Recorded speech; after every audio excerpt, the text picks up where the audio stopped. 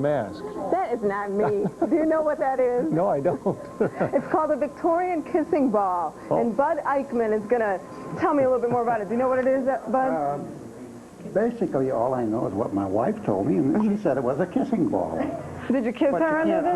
No, but I kiss you. Whoa!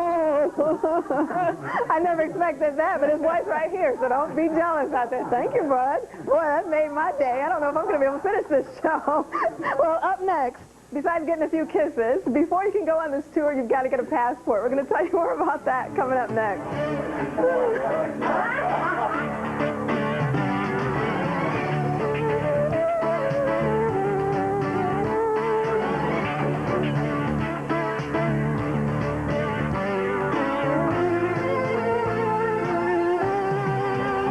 A different stamp inside your book.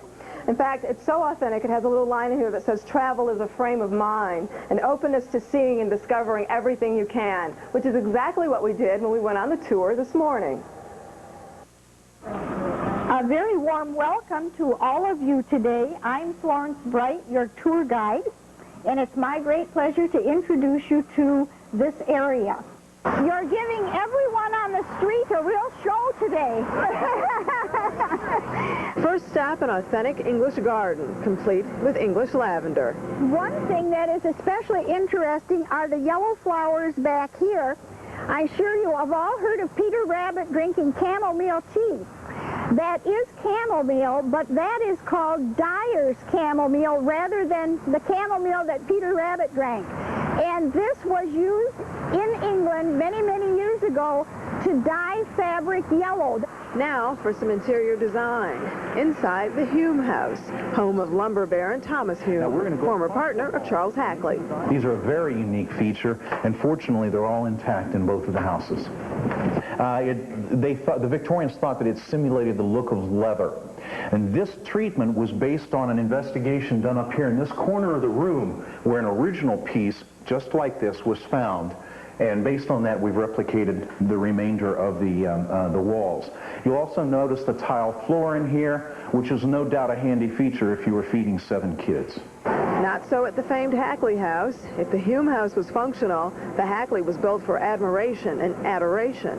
3 areas stand out: ornate fireplaces, stained glass windows, and intricate wood carving, starting as soon as you hit the front door. For instance, this room, which is the foyer, the entranceway, where you greet people, has a theme of mankind. And hence, if we look up on the ceiling, we'll see the 5 faces of man. Over here is the Caucasian. Over here is the East Indian, the African, the American Indian, and the Oriental. And of course, he's got the face of youth up here in the means of a cherub. Remember I told you Victorians liked a little joke?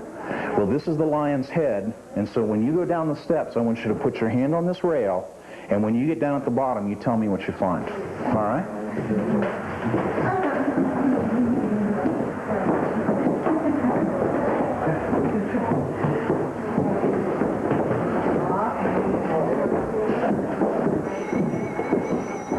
Did you find his tail?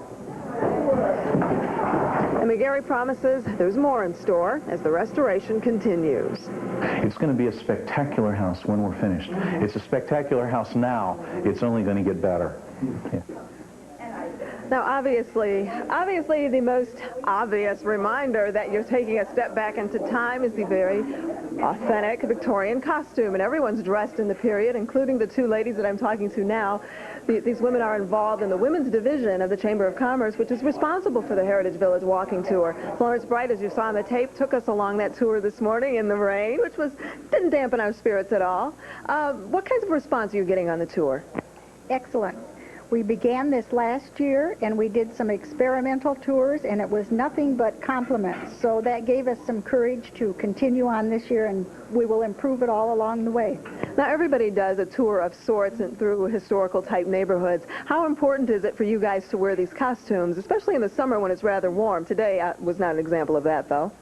So few tours around the country are done in costume that this is a real highlight of our tour.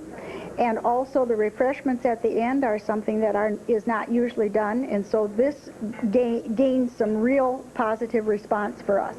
How important is it to you as part of the women's division to put on a tour and things like this, Ann?